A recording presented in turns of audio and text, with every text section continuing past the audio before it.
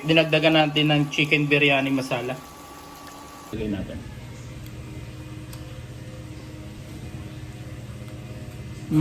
Oh.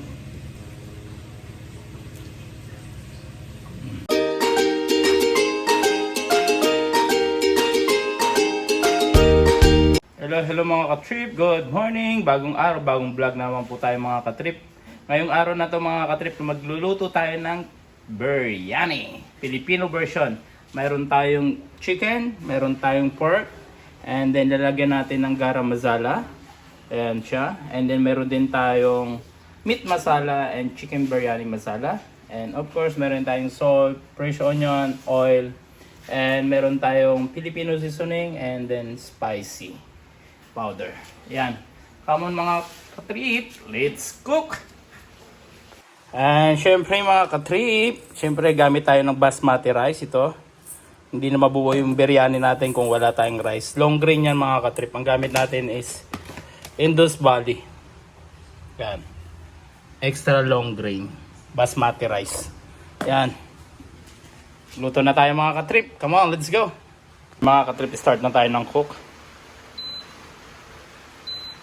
Yan. Mainit na. Lagay na natin yung oil. Kunting oil lang natin. Mga katrip, unahin na natin yung chicken. Yan.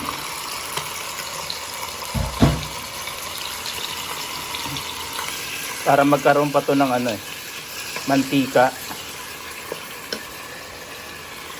Meron tayong may mga lumilipad-lipad. Hintayin lang natin mga katrip. Yan, kumukulo na mga katrip yung chicken. Lagay na natin yung pork para sabay na sila maluto. Yan. Yan muna natin yan. Then takpan muna natin.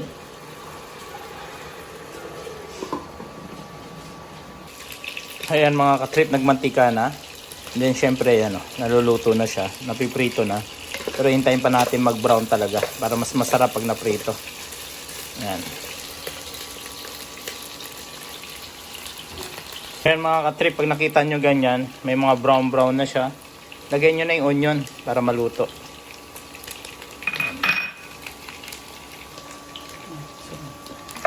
Yan mga katrip. Lalagyan na natin yung garam masala. And then yung meat masala. And then lagay na rin natin yung sabay-sabay yung chicken biryani masala. Mga katip, nakita nyo walang cardamom, walang cinnamon na nilagay natin. Dahil dun sa garam masala, mayroon na siyang kumpleto na doon. Mayroon ng coriander, mayroon ng cinnamon, mayroon ng cardamom. Kaya hindi na natin lalagyan. And then ang paglagay niyo pala ng mga ingredients mga katrip, pakunti-kunti lang. Nasa inyo na yung kung anong panlasa nyo kasi masyadong matapang.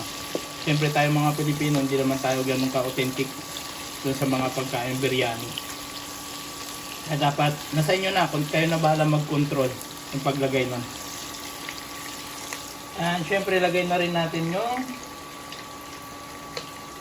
chili powder tsaka yung Filipino seasoning. Kasi Filipino version to na biryani. Kaya may halong pork. Yan, nakikita nyo, namula-mula na siya. Ilagyan na rin natin ng kunting salt. Kunti lang.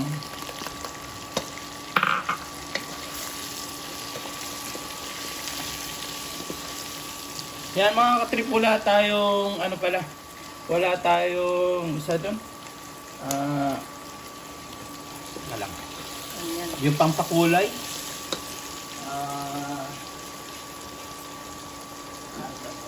Saffron. Mga katrip, dahil wala tayong saffron, pampakulay o food color, lagay na lang tayo ng cheese powder.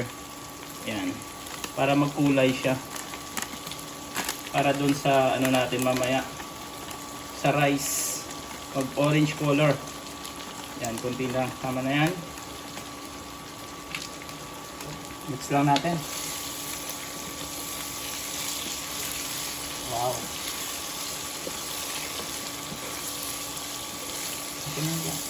Dinagdagan natin ng chicken biryani masala. Kasi ano, hindi ko siya na-feel pa. Yan. Tingnan nyo naman, oh. Ganda na. Wow. Pag okay na siya, sunod na natin yung rice. Sunod na natin yung rice, mga katrip. Itong rice na to nahugasan na natin. 1 kilo yung rice natin. Ayan, oh, basa pa siya.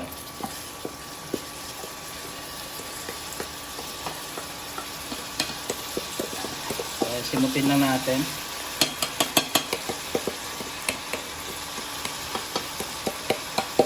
Wow, basmati rice. Yan mga katrip, pag wala kayong basmati rice, wala kayong mabili, kasi bihira naman dito sa Pilipinas, kailangan order mo sa Shopee or sa Lazada. Mahal. Mas mahal pati. Ano nyo na lang, ordinary rice pwede rin naman. Basta ganito lang yung gawin nyo. Sundin nyo lang po itong procedure na to. Tapos, mix nyo lang siya. Yan.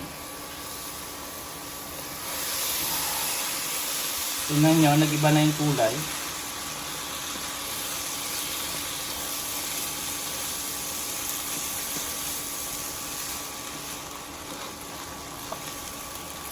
Itong tubig natin kasama na dito yung broth. Yan. Kaya may lasa na rin to. Ang gawin nyo mga katrip, kung gaano kadami yung bigas, kunyari 1 kilo, 1,000 ml din na tubig lagay nyo. 1:1 kayo.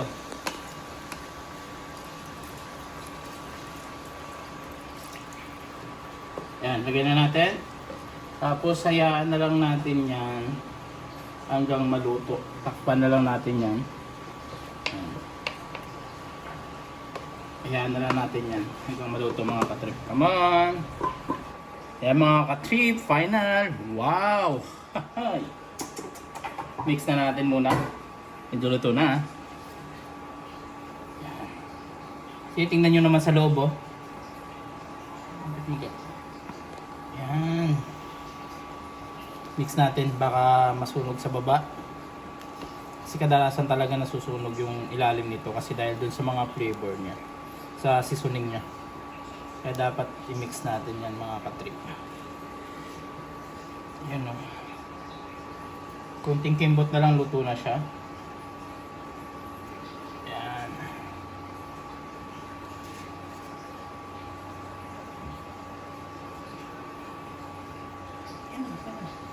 Ayan mga katrip, takpan natin muna ulit. Hintayin lang natin siguro mga 2 minutes or 3 minutes, luto na yan mga katrip. Painin lang natin. And then, let's eat na. Kain yan na. Yan, this is it na mga katrip. Oh, umusok-usok pa. Sarap. Siyempre, sasandok na tayo. Yan. Tingnan nyo naman yung rice, oh. Ganda ng rice. Kasi, pag basmati talaga, buwaghag siya. Ayan, oh. Oh. Lagyan natin sa plato natin. Ayan mga katrip, naluto na natin ng kamulidsit. Siyempre may kanin. And then, kagandahan nito sa biryani, pag nagluto ka, andun na, may ulam ka na, may kanin ka pa. Kaya tikman muna natin. Siyempre, unahin natin yung meat.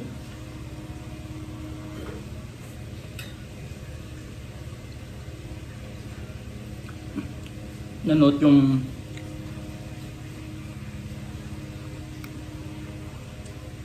lasa nung chicken biryani, tsaka yung masala. Yung rice naman, yan mga trip, oh. Tingnan nyo yung rice, nagkulay dahil dun sa cheese powder na nilagay natin. Ang nangyari, naging manamis-namis yung lasa ng rice na medyo manghang. Sarap.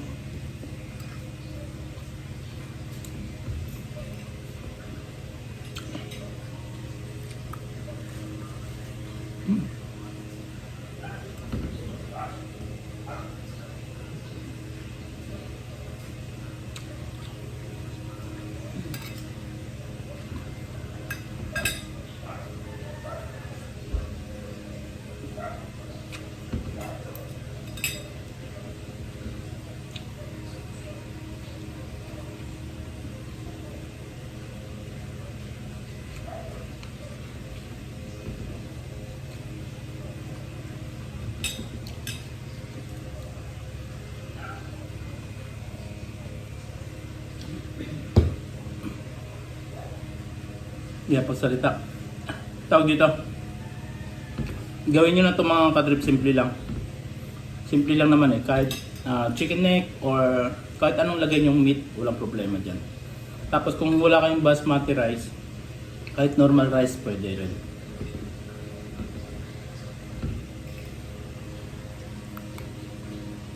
Kagandahan yan, yung rice nyo may lasa na.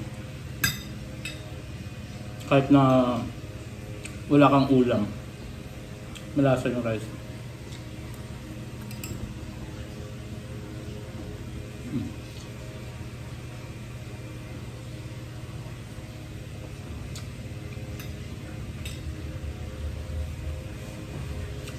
Ginawa natin Filipino version para hindi masyado matapang yung spices.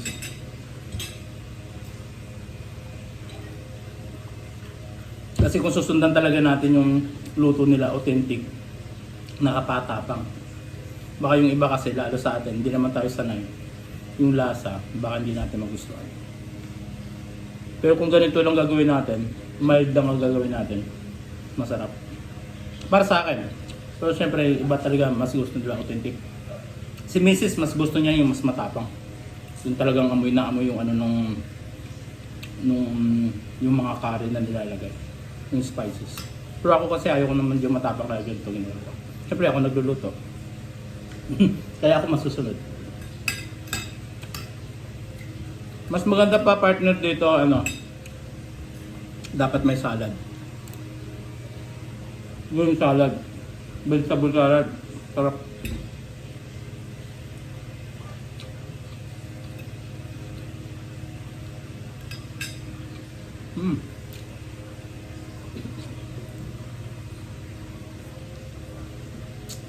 Napaparayos ka talaga dito.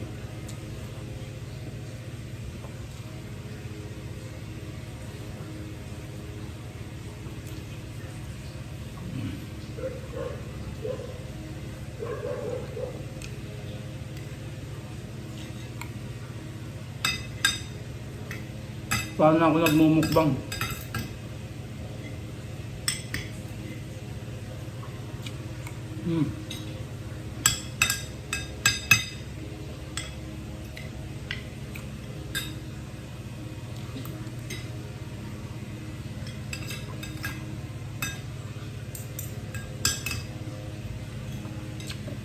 Yan, kahit wala ka sa Middle East, kahit nandito ka sa Pilipinas, pwede kayo gumawa nito.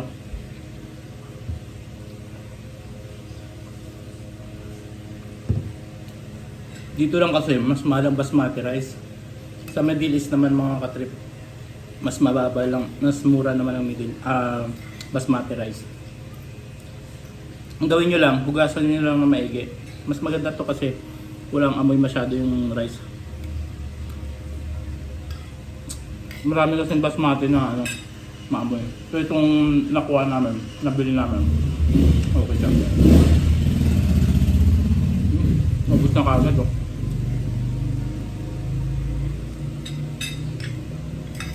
Yung kanin parang may spicy na medyo maanghang tapos manamis-namis.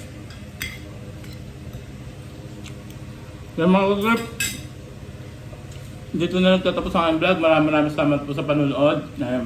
Huwag niyo po kalimutan mag-like, share, subscribe and click the notification bell para lagi po kayong updated. Thank you so much and God bless po sa lahat. Bye bye.